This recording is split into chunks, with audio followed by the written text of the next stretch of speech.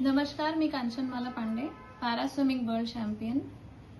आज जो आपल्या महाराष्ट्र राज्याचा अर्थसंकल्प जाहीर झालेला आहे त्यावर मी माझी काही प्रतिक्रिया नोंदवू इच्छिते, कारण त्यामध्ये क्रीडा विभागासाठी काही खूप चांगल्या तरतुदी करण्यात आलेल्या आहेत।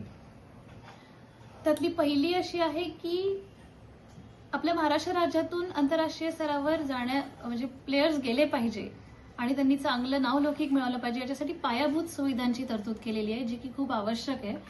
मी पण एक स्पोर्ट्स पर्सन आहे, मी पण डिस्ट्रिक्ट लेवलपासून इंटरनॅशनल लेवलपर्यंत गेलेली आहे। तर मला माहिती आहे की कशा प्रकारच्या अडचणी येतात आणि बेसिक फॅसिलिटीज किती महत्त्वाच्या आहेत। त्या नसल्या तर त्याच्या अभावी कितीतरी प्लेयर्सचं आयुष्य तिथेच थांबतं।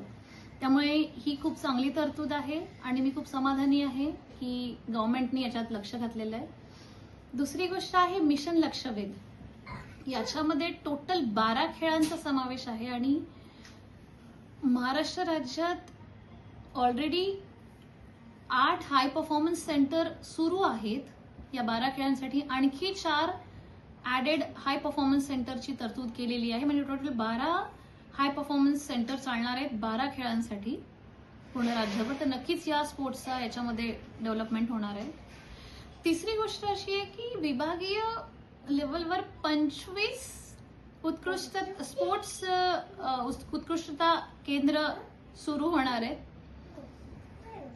आणि जिल्हा स्तरावर 96 स्पोर्ट्स क्वालिटी डेव्हलपमेंट सेंटर सुरू होणार आहेत, ज्याच्यामध्ये एका गावातला सुद्धा प्लेयर आपला चांगला परफॉर्मन्स देऊ शकेल, चांगली प्रॅक्टिस करू शकेल।